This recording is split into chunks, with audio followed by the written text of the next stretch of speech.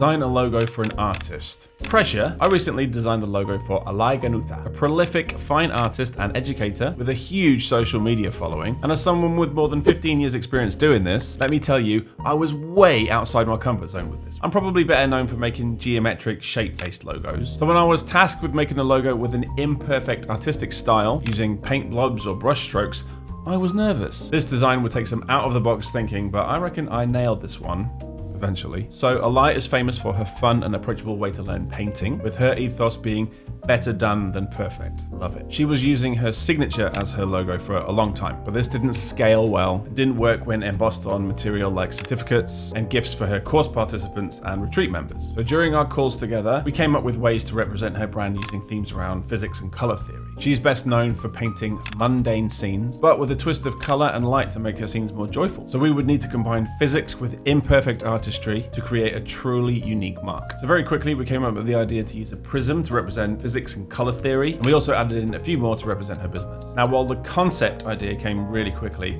executing on it was a friggin' ordeal. I'm pretty sure I broke my record for a number of iterations on this job, and I crashed Illustrator multiple times trying to save this massive file. I toyed for days trying to get this prism idea to work, until eventually I landed on this as the first option. I used the prism idea, sure, with these paint drips representing the light splitting as it emanates from the front. But even as I sent this over, my subconscious was telling me that I could do better. Ew, you can do better.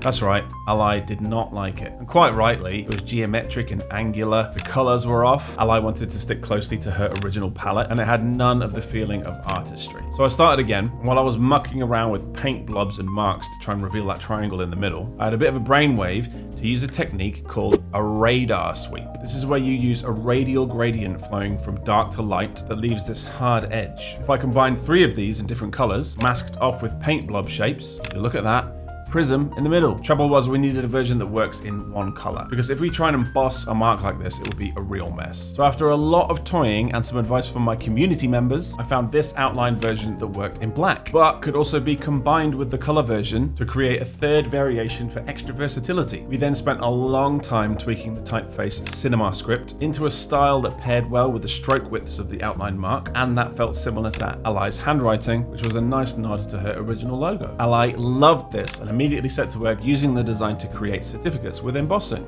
So cool. If you like this case study, then feel free to go and check out the project on my website for more images. And yeah, follow me for more like this, please.